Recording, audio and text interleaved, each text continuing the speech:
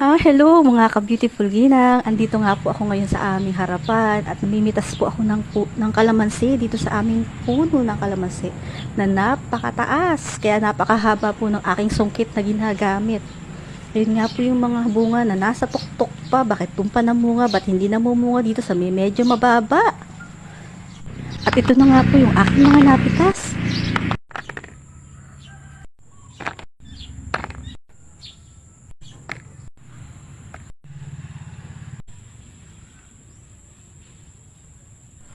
Umikot lang ako dito sa bandang kabilang pwesto at nandito naman yung iba pa.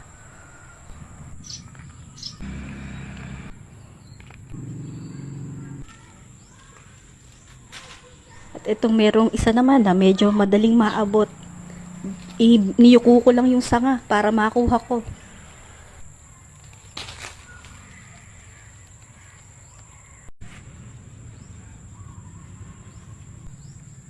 At sa tagal nga po niyan na hindi napipitas, nagkanda kulay dilaw na nga po yung iba.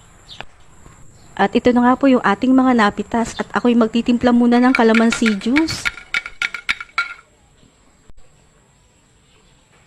Napaka-refreshing mga ka-beautiful ginang. This is my video. Thank you for watching.